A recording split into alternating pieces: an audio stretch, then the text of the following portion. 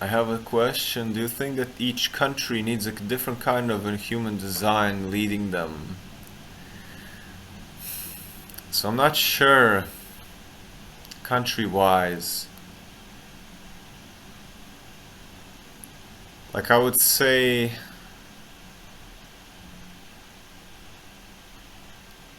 that most leaders of any country are not wise people, are not elected on good, like, can be election through, like, oh, I'm gonna put my cousin. Oh, my cousin, he's the next king. Or he's gonna be, or who has the most money, or the loudest people are always the leaders. And that's why that came from the manifester, actually, because manifestors are the loudest. Manifestors and generators are the one that get the most attention. But that's slowly going away, and it's transitioning to who actually has enough experience, who is, like, if you want to ask me, I wouldn't let anyone govern a country without shadow work, without, okay, yes, a human design reading, embodiment, processing of trauma, a plant medicine trip. If you ask me, none of these politicians have ever tried psilocybin mushrooms. They never had any profound psychedelic experience. Like, are they connected to their soul? Are they connected to nature? Are there are their decisions based on the flow of life or the flow of money? So all these things are kind of, you don't see that. Like, in most people that govern a country, I just see this. I don't feel that they're there. I feel that they're just another link in a chain of. I don't feel their connection to life. I don't feel they're not there. They're maybe here. They're not here. So I wouldn't say a specific human design type needs to run a specific country. I would say that anyone that wants to run a country needs to be on the same level as the people. I'd say that's why Sweden is so successful, because here the prime minister rides the subway. There's no huge separation. There's no Hunger Games where you have one class or another class. You do have people that have more power, but those people know how to govern. The best governor governs least, says Lao Tzu. Or we are coming to a time that every country needs a reflector on the collective base. So in this human design lore, we came from a manifester era to a generator era, and now we're slowly transitioning actually to a projector era. Not reflector, projector. So where people will be gently guided when they want. Everyone is going to do their own thing, but the leaders will be projectors. So I'm a projector, and I slowly realize what that means. It means that people will, in I don't know how many years' time, the society will slowly change into that there will be no government that forces things. The government will be the nature, the Tao. No forcing, going with the flow, like yin and yang. Certain people are active, certain people are passive, and then those people that were passive are now active, and those people that were active are now passive. And certain roles for certain things, certain people can sustain activity. Like projectors, how does a projector function? I function very in a way that I can feel if something is forced. I can feel when somebody is attracting too much attention, when somebody is speaking too much and somebody is in the corner not getting any airtime to say what they have. So it's mostly about balancing the flow of energy. Is somebody hogging the entire room and dominating with their speaking, and there are three people in the corner that you didn't even hear a word they said, but somebody is so loud and so dominant and thinks they're the big ape of the room, and I'm here to just feel that, hey bro, calm down a bit. You see those people over there, they're also participating. And that's what you see in the world. You see a lot of wise people, a lot of projectors actually, that are not, they don't have anything to say because they can't say it.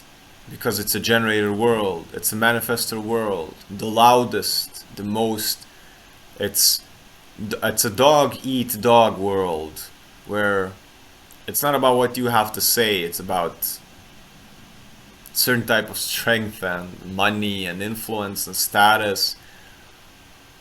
But the status and the money and all these things are valuable only within the frame, within a grid, within the system. When you leave the system, you will either follow nature or you won't. You will either follow the Tao or you will get swept away by it. And projectors are here to feel if it's flowing or it's not flowing. And ultimately, if it's not flowing, those people that dominate, they're actually going against themselves as well. Because if you're trying to dominate, that's also from childhood, that's also trauma, that's also somebody else was dominating over you, or maybe you were in prison, or maybe you had older brothers, or maybe, I'm not saying be soft, I'm definitely not saying let people run over you. You have to stand up for yourself. But that's the fire that you need. You need fire to be who you are. You don't need fire to rule over somebody. That's a wound. That's a big misconception. Especially first among the male population, and then slowly with the rise of feminism, it's coming to the female population, where you can now see that both sides are kind of just wanting to compete. And like, compete in what? Like, what are we trying to prove? Why are we governing anything outside of ourselves?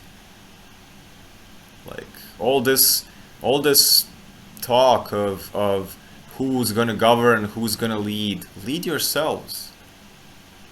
Redirect all this energy to what is there in your life, in your apartment, in your children, in your spouse, in your immediate surroundings. Use the fire and this dominating, this I am the most dominant male in the room, or this feminist, I need to make as much money as the male population is making, or equality in jobs. I mean, I'm don't get me wrong, I'm fully for equality.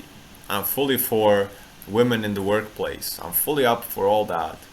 But a level under that is, whether you're male or female, why are you trying to dominate? Why are you trying to fight? Why are we fighting each other? On any level, on status level, on anything. We should be listening to nature. You can just feel if you're forcing things. Do you want to battle men at work? Do men want to battle other men? For what? For recognition of women. It stems so deep within the evolutionary pathway that it's like, I need to be this, like, I'm sick to my stomach of dominance hierarchies. Do you have this car? Do you have this job? What's your income? How are you perceived by other males? Are you dominant enough? Are you loud enough? What are you speaking about? How blah blah blah, to get what? To get recognition from women. And then women, is this male, does he have this much income? Is he alpha, beta, sigma, blah blah blah blah blah. And then why? Because we're all insecure. It's insecurity all around. Even the women that want men by status, it's because they are insecure. They also want shelter. They also want somebody but it's become so perverted. It's become this main thing we all think about, and we rate each other by that. And then the high status males rate the females that they are not good enough, and nobody's like, where is the childish? Why can't we just play in the sandbox together? Like, why all this ego? I'm this, and are you the here? Oh, no, no, I'm here, you're not here. No, no, I need somebody, I deserve somebody over here, and then I deserve.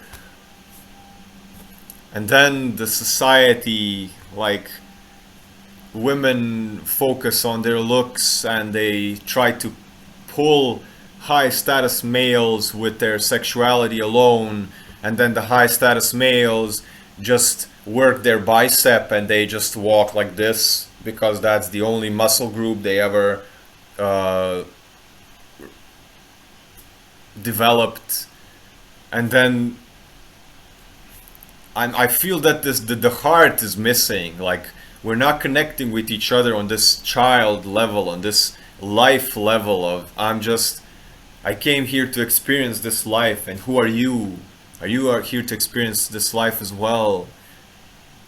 Like, okay, we need money, we need shelter. Some men are more action driven, some are this and but like, if you know what I mean, like this fighting and this comparing, it's all division.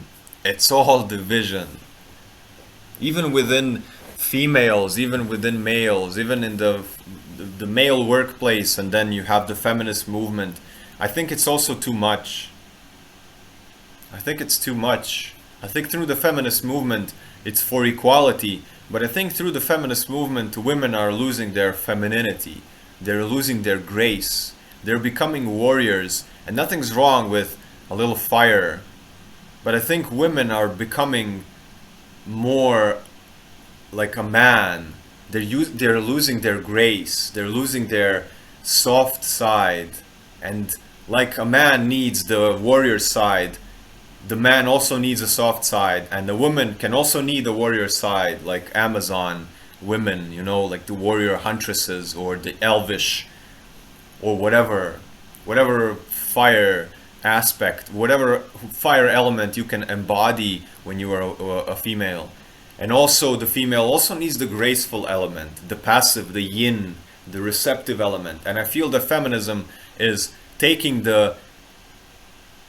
it's taken away the graceful and feminine aspect of the female, and it's also taking away the warrior aspect of the male. Because males are now perceived as, like, if you're a warrior type male, you will be perceived as too aggressive, or like, what is the term? Toxic masculinity. And then it's almost like the poles are switching, where men are no longer allowed to be hunters and these primal beings, these like warriors, and women are less and less soft, and they are becoming more dominating, and both roles are not enjoying it. Like, the men are like, both sides are kind of feeling that this is not who I want to be. We need both sides. Both sides need both sides, within themselves and outside. Like, for example, right now I'm speaking to you. I don't know how I come across, but I would say this is my soft side. I would say this is the side where I'm sitting down and I'm very receptive towards you. I try to speak very softly. But this is not my warrior side. It is in a sense of I'm trying to help you, but in my expression, I would say I'm very yin right now. I'm very soft and yielding. But I also have another side of me which, like, is totally different. It's a totally different warrior type.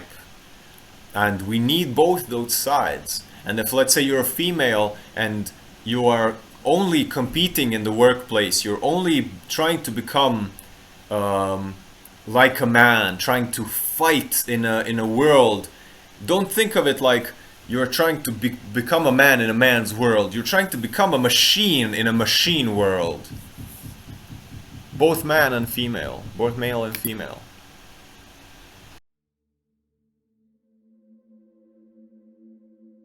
I create lines here. Welcome to the channel. Subscribe, like, join the community. Ask questions in the comments and feel free to share your story. My one-on-one sessions. In these sessions, you get my undivided attention and energy and an opportunity to ask personal and in-depth questions. I offer one-on-one personal human design readings. These sessions are a direct transmission of my knowledge and hands-on experience with human design. On this call, we take a look at your chart and explain everything along the way.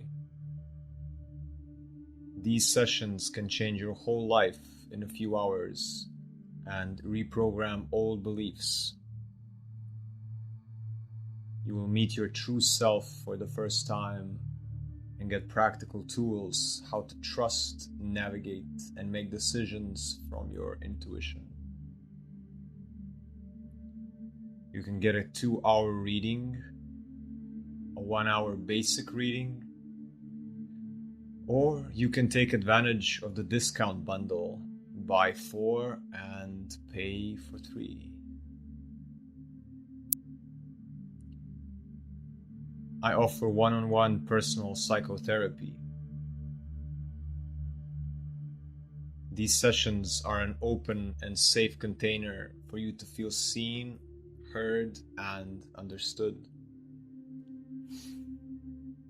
Promoting well-being and a pressure-free living, I can hold space and give advice in many areas of expertise, including shadow work, trauma support, somatic body balancing, the 5 elements in the body, energy work, and an abundance of other modalities.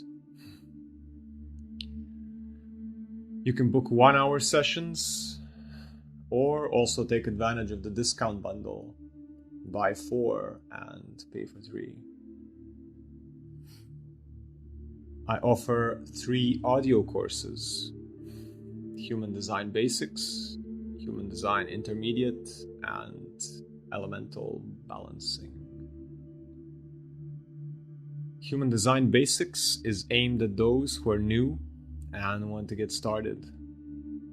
It covers the basics about the 4 energy types: the generator, projector, manifester, and the reflector. It goes into the basics of each of the 9 centers and each of the 12 profiles. Perfect for those who want bite-sized information that they can listen to on the go. Human Design Intermediate is aimed at those who have completed the basics or those who already have some general understanding and would like to dive deeper. It has much more detailed knowledge about each of the energy types and specifically their strategy. It explains all of the centers and the nuances between the defined centers and the open ones. It also explains all the different authorities. The Elemental Balancing course teaches you about earth, water, air, fire, and ether. If you're feeling too fiery and angry, too airy, overthinking and nervous, maybe too heavy, depressed and sluggish, or too emotional, this course is for you. Also, if you're feeling you lack passion and fire, you lack inspiration, you lack grounding or emotional expression, this course is for you.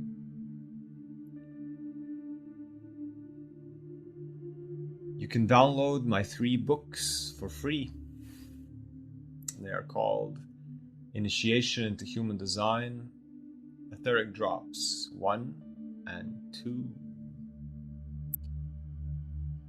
Initiation into Human Design is a guidebook that comes with the basics course, and Etheric Drops are collections of thoughts, rhymes, and reminders that I have written across the last few years. If you have the Insight Timer app, you can follow me there and join my live sessions. I do weekly and daily movement classes for stress release. I also do question and answer sessions about human design and holistic healing. Come and join us in the supportive community. No taboos, no judgment, nothing is off limits. Learn, get support, and chill out. All the offers mentioned are available at icreatelines.com. Until next time, peace, health, and abundance.